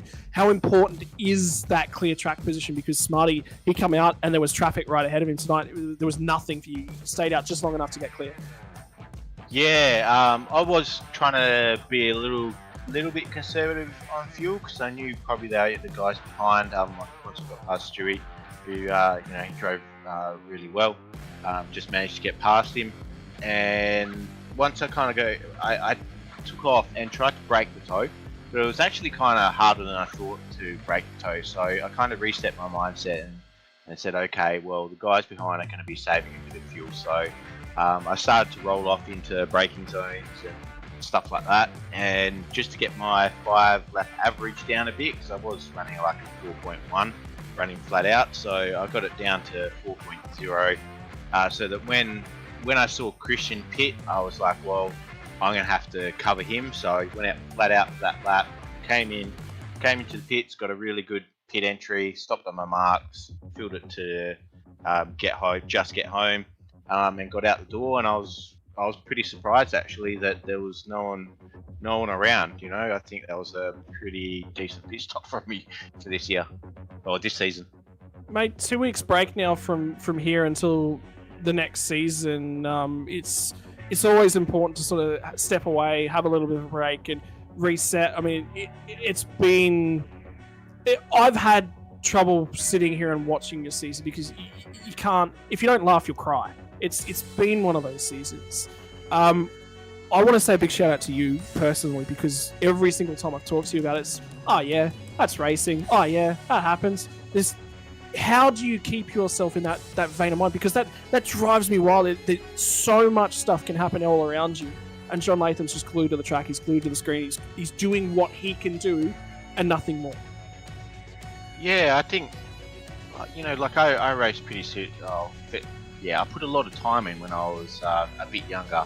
And now I've come back racing the vets. Like I'm not putting in hundreds and hundreds and hundreds and hundreds of laps. Not doing setups. So I just feel a bit refreshed. I just kind of, put in 1, maybe 2 nights of practice if I'm lucky, and come in kind of feeling good. And like I don't really come in with expectations and going, this is what I'm aiming for. This is what I want to do. I just come in and go, hey, look, it's Thursday night. I'm going to come in and race with all these awesome lads. Have race control in this awesome series.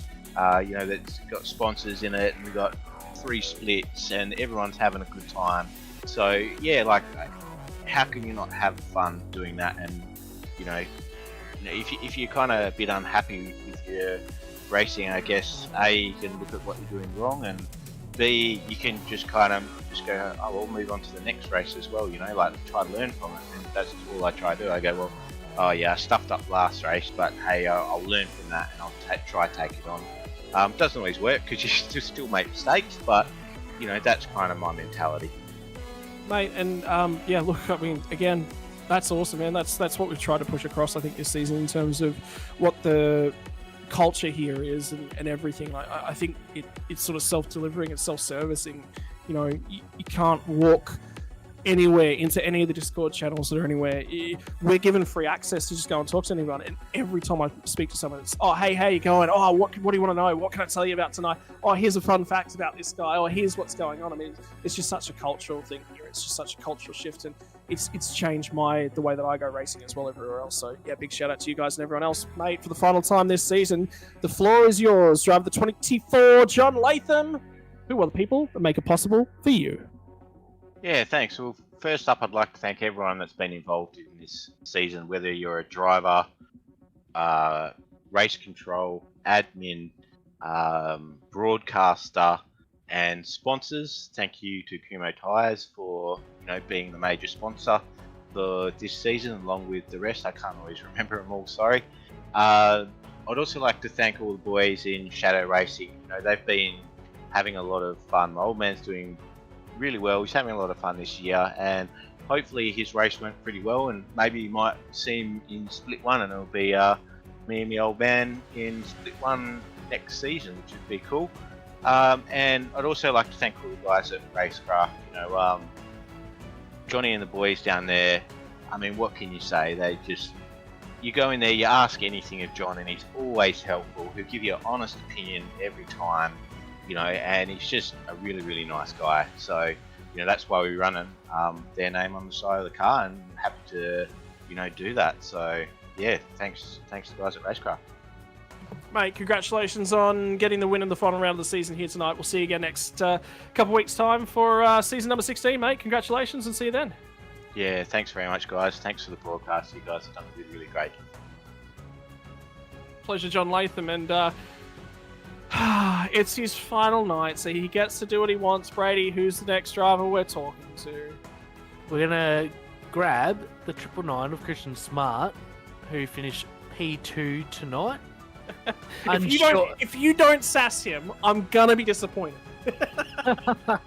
No, we're all about honesty here, Scott.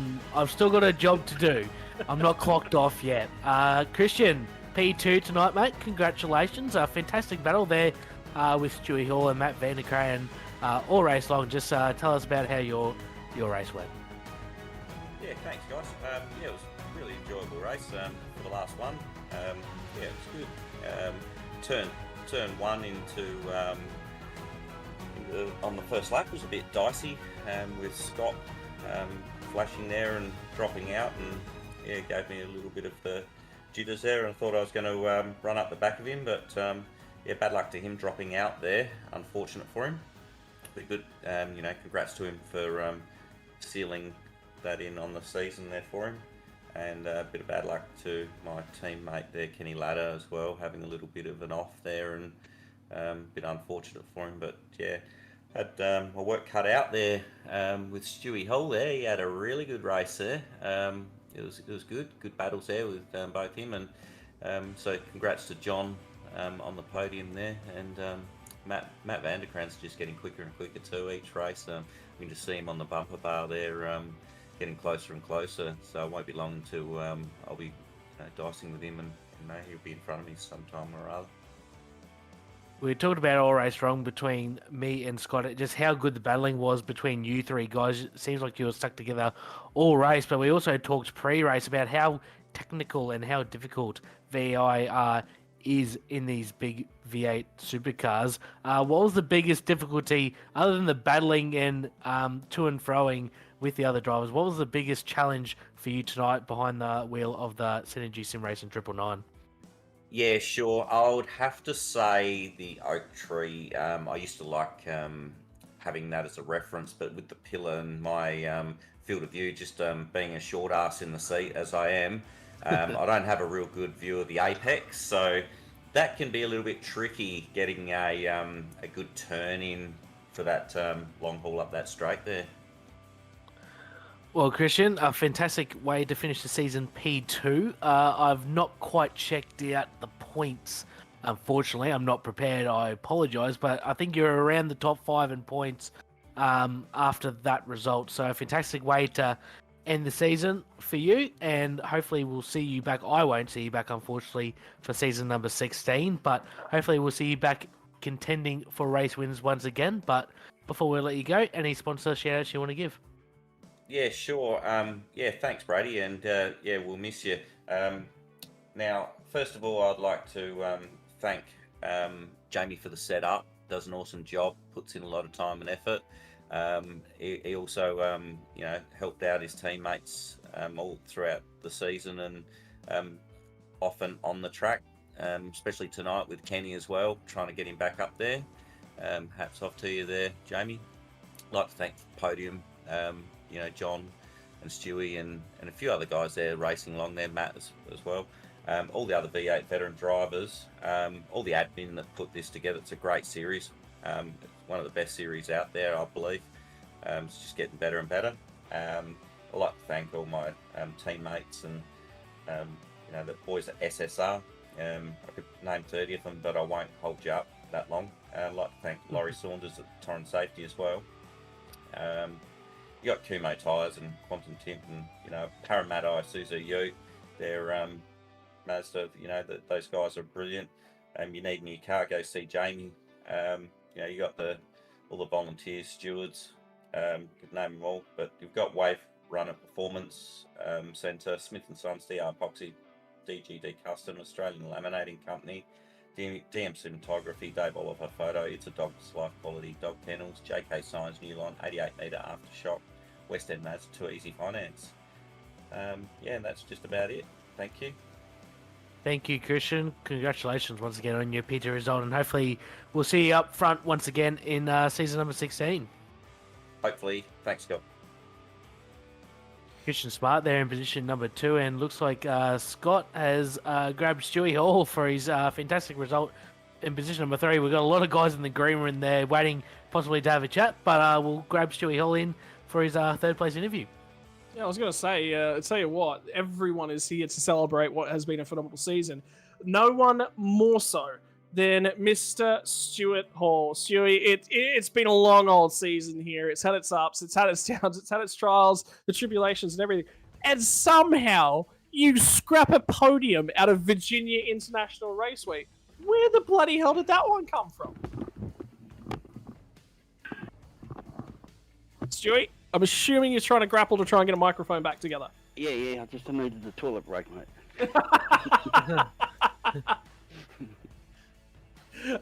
Mate, it was a long race here tonight. We're just saying it's been a difficult season. I don't think we've necessarily seen the best of you all season long, but you show up to VIR, the track. It's got curves, it's got bumps. It's nearly a mini Bathurst in elements somewhere around here. But mate, where did that one come from? I really enjoy the track. Yeah, I've done pretty good here. Last time we were here, I had a third place as well. So yeah, I just enjoy the track.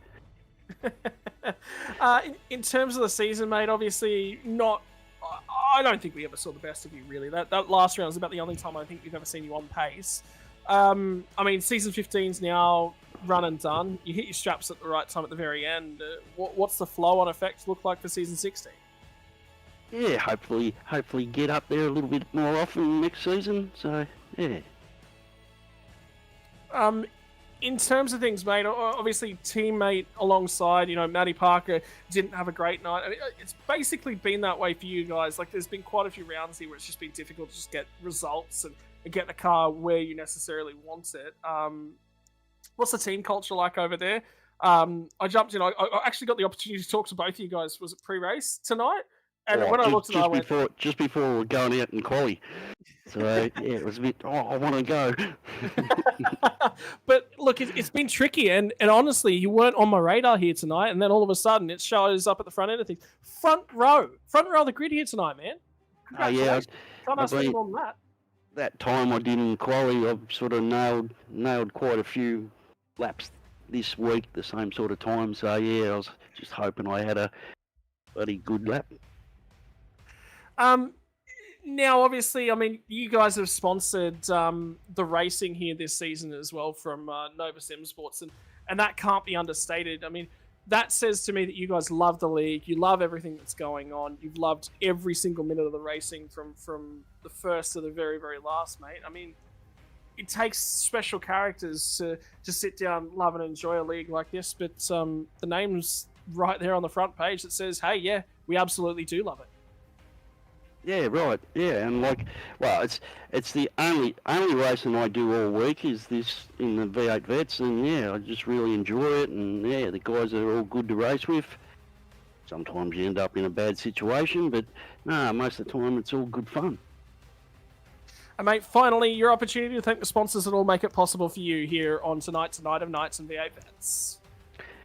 Well, I'd like to thank everybody that runs the show and everybody behind the scenes organising this and that, the committee and whatnot, and I'd like to thank you guys in the broadcast.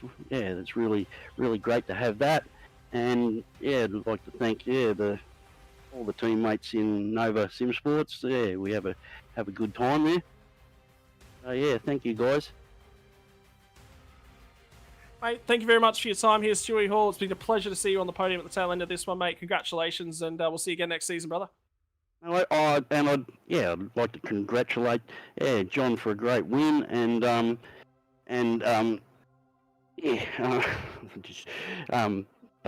Christian for a great race there as well, and Scotty Gamble for the championship.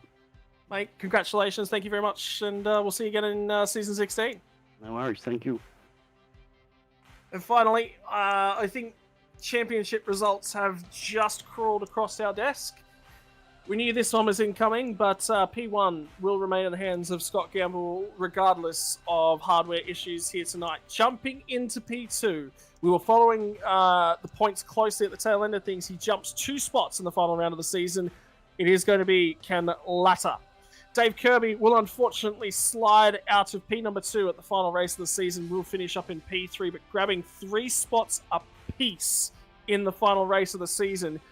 John Latham in 4th and Christian Smart in 5th. Jason Spriggs will sit tight in P6, won't slide up or down, but have a look at those margins. Kirby to Latham, a single point separated them. So every single spot. John Latham, we talked about how important it was for him to just get out there. There's nothing more he could have done. He had it on the front row. All he could have done was stuck a fastest lap there in the latest piece, and they would have ended up dead heat.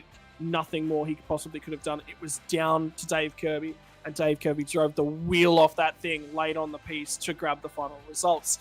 Christian Smart slides his way into P number 5. Brady Baldwin, another check in the box on his final night. He gets a perfect report card in terms of guessing where things are going to land up in only 9 points further back from John Latham. How about this? 5 points further back to Jason Spriggs, 6 in P6 and stays it. Chris Miller will slide a host of positions further down. So all those guys who jump spots, Chris Miller was the guy that lost out to finish out in P7. Matt Van der Crane sits steady there in P number 8. A great job from him. Stewie Hall, we spoke to him a few moments ago.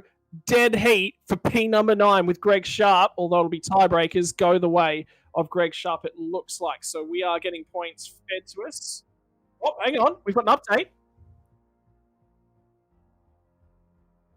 So bonus points. We just had this come in. So our graphic here is wrong because we're not incorporating bonus points on the graphic that we're looking at this point in time. I can tell you that Stuart Hall did manage to grab bonus points. So he will jump ahead and into P9 over Greg Sharp. Greg Sharp will round out the championship in 10th spot by 3 points. So dead heat, and it come down to bonus points in that last race of the season. How important that's the top 10, Brady. Again, mate, I'm so glad we actually got to broadcast this one because last season we didn't get to do this, the championship night. That was a banging season. 1 point covers a couple positions there. Drivers come in, dead heated, and bonus points separate them. V8 Veterans delivers. It never seems to fail to deliver. Just look how close it is. Kirby and Latham 1 point for third in the championship. What's that? Another 9 back to Christian Smart in 5th. And then another 5. It's absolutely insane. We were literally talking pre-race how close it was from 3rd to 6th. I think it was about, maybe 11 points. It ends up 15 after the race. But man, that's just incredibly tight. Even down to Miller in 7th. Just nothing in it. So congrats to all those guys in the top 10 and everyone else in the series. But there's only ever going to be one winner, and that winner for season 15 is Scotty Gamble. And I think we've actually got him on standby. Ladies and gentlemen, your championship winner for season number 15, and Scott Gamble, the rumour mill, she's a rumbling. And I hear it's got something to do with that text sitting underneath your name on the screen. Evolution Racing Team. I heard there was a change going on in the water. I didn't hear any more than that. But can we confirm or deny what's going on with that Evolution Racing Team? And then we'll celebrate things. There you go, Scotty. Yeah, what a crazy night. Yeah, cheers and thanks for we got there. So to confirm it, yes, I am leaving Evolution Racing Team at this is my last race for them, and we done our soldier on. We finished our campaign with that in conjunction with Evolution Racing, and raised over $2,000 plus the 358 odd that Vets donated as well on top. So yeah, great effort there for Soldier On and Evolution Racing. And so yeah, my time's up. I'm done. I'm getting older. I'm closer to 50 than I'd like to admit. And yeah, we're just going to go and run some laps and just have fun, and not have any obligations to anyone but ourselves, mate. Mate, obviously, I just said, look, it's, confirm or deny. I want to take that back. I actually want to say a big shout out to you guys in the team. I think we should celebrate the championship first and foremost. So my apologies that we've gone about that probably the wrong way. It was a cracker. We talked about it. Look, we said at the start of the season, this was a different Scott Campbell than we saw last season. Last season, it was balls to the wall, hard yards the whole way, in the competition, in the hunt. Everything was on the table every single step of the way. There was no room for error. There was a couple of errors that were made there. The adjustment worked. It's the success is right there on the table. The proof is in the pudding, mate. And it is a big championship because it was going to take a miracle for you to lose it here tonight. And that's saying something. We don't see championships here from the Kumho Tyres V8 Veterans won prior to round number 9. It just doesn't happen. Yeah, I did put in a big effort for this championship. Like, I did have my eye on it this season. I thought, you know what, after the last 2 seasons, we finished a 3rd and a 2nd, and I thought, let's have a real good crack, and we did. And it's surprising how your emotions and what happens in your own personal life can really affect what you do on track and how you go about driving and affecting those around you, including in your own teammates, with your own positivity or negativity that you might bring to the sim because of personal things going on. So we spent the last part of last season getting our head around that, and then brought a little bit more positivity to the team, to ERT, and it reflected on our driving. And sure, we had some things go on later on that we had to deal with, and it affects it, and you can see it. Like if I look at the race results ourselves, I could see, yep, we're having a great time, life's going well here, and then it drops a little bit, and you're like, well, life's not so great, you know. But yeah, it's just something that I'm more aware of these days, that how our emotions play a part on the sim and reflecting our driving standards. Mate, I do want to touch on that because that's a very, very important point. So obviously, to everyone that was listening along throughout the race here tonight would have heard, we heard that all of you guys were just saying, what a drive from Chad Lewis. It was, I think that probably best encapsulates the culture, the mentality switch from you guys, because there's a championship up here on the table and not worried, not concerned. All I want to say is my teammates around me, this is what it's all about. This is why we go racing. And it wasn't just one of you guys that was in there. There was, I think it was 5 drivers in there. Chad's sitting there all a little bit not sure how to take it in, but everyone's around there. Scott, you got to talk about him tonight. Scott, you got to talk about him tonight. That's such a big mentality shift, and that's what it's like to go racing sometimes. Yeah, absolutely. And Chad has, I think it's a breakthrough season. I mean, he's finished P11. He could have finished P10 in this championship very easily, and he's had a really breakout season and a lot more consistent season over his last 2 seasons that he's been, or 3 seasons he's been with ERT. So yeah, big congratulations to him, and to Dan as well, who is the front man for Logitech. Gives him a wealth of support. He's a really good bloke, Dan, and we're very fortunate to have him and as a friend and as a mate at ERT, and what he brings to the Vets League as well. Well, now we've got it out in the open. I mean, what's next for you? So obviously, from the sounds of things, you're going to move on in the vein of a privateer. That seems to be the case. It can drain on you sometimes. Having that sponsor roster, it's not necessarily hard. It's not difficult, but it can just take a little bit of an extra toll. Sometimes it's that little bit of extra drain. It's something unique that not a lot of people get to, and you've just said, yeah, look, I mean, this is my time. I'm happy with it. I'm comfortable with it. Let's move on from this. So what's next? Yeah, I will. Yep. From now on, it is privateer.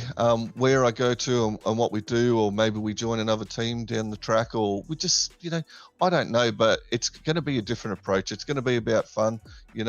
We're getting to that half a century of age type thing, and we need to sit back and enjoy it and hang with the lads. And as much as the obligation of being in a team, especially one like ERT, which is right at the front, has some really talented drivers in there, and there is an expectation where, to do some bigger races, like the Pro Series, like the V8 Scops, and things like that. And I just don't have the time or the patience for it anymore. I just want to jump in, do Vets races, maybe do a couple other league races here and there.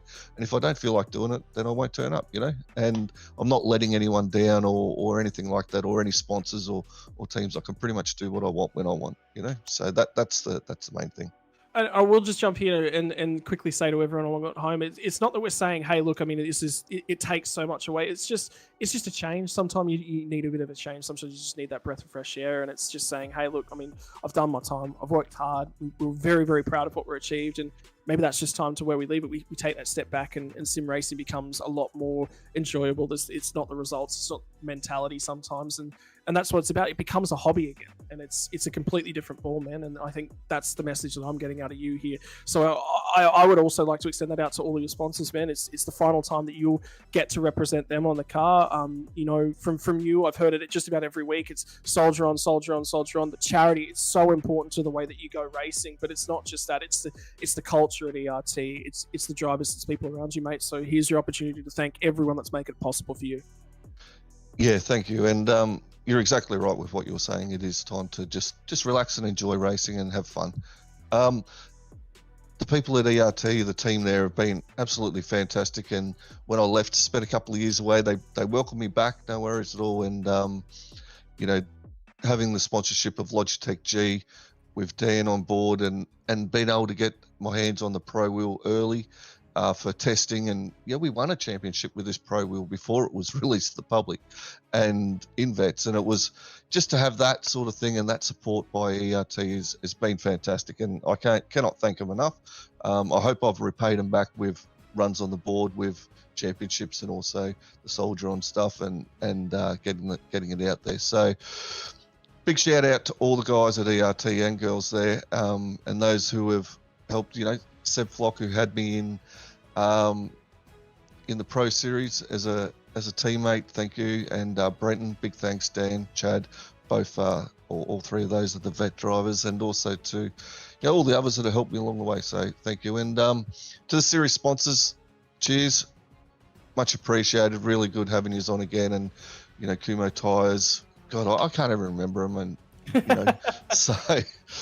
But yeah, thanks to them and Jamie as well for your setups, and always willing to chat with everyone. So yeah, that's about all I've got to say, mate. And it's to you guys putting on the commentary and the show and having me in the box. It's been really good, and I'm looking forward to next season. When we do turn up and want to race, we can. But I do plan on spending a bit more time, maybe down the beach, or got a couple of trips planned where we're heading out as well, heading out the bush for a couple of weeks on end. So yeah, I'm looking forward to them, and yeah, just doing my own thing, Ladies and gentlemen, for the last time as an Evolution Racing Team driver, as your Season 15 champion for the first time, the driver of the 543, the name, Scott Gamble. He is an absolute legend of the V8 veterans community, and he is your Season number 15 champion. Well, that just about wraps it up here from Virginia International Raceway, and that is it, Brady Baldwin. This is the final time we'll have you in the commentary box, mate. I've got goosebumps. There's a little bit of misty in my eye, man. You're fun to have around the booth. You've been a pleasure to talk with each and every week, mate. It's been... I can't remember anything like it. I can't remember anything like V8 veterans, and to me, I couldn't have done it here without you as well, mate. So Season 16, it's gonna feel a little bit wrong. Yeah, it's been an awesome time. Scott, the last 2 seasons, I think we've missed 1 or 2 each or whatever, but the last 2 seasons have been fantastic. Calling this series, it's been some fantastic action. Obviously, calling with you too. I think I only had 1 or 2, maybe 3 commentary races under my belt before I started Vets with you, and been working with you. Obviously, the last 2 seasons of Vets, it's been an awesome time. We can have a laugh, have a joke, and it's always good fun. Always look forward to Thursday nights. Never say never. If I have some free time or I get home early enough one night on a Thursday, might see if I can jump in the box for a cameo appearance or not. But unfortunately, permanently, it's going to be pretty hard to make it to Thursday nights with my new schedule and work life and traveling overseas and all the fun stuff. But yeah, it's been a pleasure, Scott. Thank you very much for all your guidance, and obviously Dan behind the cameras. It's been absolutely epic work with you guys, and then obviously all the drivers as well have been very, very good to us when we have a chat to them, and even talking during the week in Discord, helping us out with stats and figures and fuel burns and everything like that, and the admins that all put it on. And yeah, it's been fantastic. Last 2 seasons have been really good, and hopefully I can make it back one day for a cameo. But yeah, it's been a good ride, Scott. Thank you. No, Brady, it won't be all that long, and we'll get you out there on track, I think. That's the next step for you, isn't it? Get you the wheelchair, we'll get you out there. I'm about 13 years off racing vets, so steady up. Just because I'm leaving. Ladies and gentlemen, for the final time this season, can I say a big shout out to everyone who makes it possible. Brady Baldwin has obviously mentioned all the league admins, everyone that makes it possible from an administrative standpoint. We don't go racing without the people that make it possible. I really can't stress that enough. Everyone behind the scenes, from the race controllers, the safety car drivers, the guys who set the servers up, the guys who keep the points together. Peter van der Crane, can you stop making so many damn good tables and spreadsheets and sending them to me? Because my love of statistics continues to grow each and every time you send me that. To the drivers, to the people at home that support them, to the wives, to the families that make it possible for letting these guys come race with us here on a Thursday night, to everyone that joins us each and every week, to the sponsors sponsors that make it possible. For the final time from season number 15, this has been your Kumho Tyres V8 Veterans, proudly also brought to you by Logitech G, Nova Sim Sports, Player One Sim Gear, and ladies and gentlemen, coverage will return from season number 16 as well. Sorry, Parramatta Isuzu. I knew I forgot one. Can't forget Parramatta Isuzu. Coverage will return Thursday, June 22nd. We're going to take 2 weeks off in the meantime. What are we going to do with our lives? Because we're not going to be getting our dose of V8 Veterans on a Thursday night. 3 weeks from now. That's okay. We'll be back for your V8 Veterans fix. Ladies and gentlemen, it's been a pleasure to bring you season number 15, and we look forward to bringing you season 16. In 3 weeks' time, we'll see you then.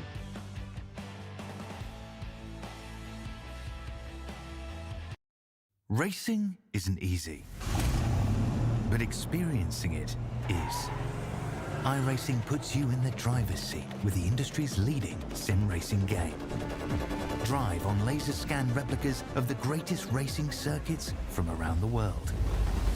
Go head-to-head against other drivers chosen by skill-based matchmaking to ensure competitive racing at every level. Compete across all your favorite series. In officially licensed cars, engineered to deliver the most accurate driving experience possible.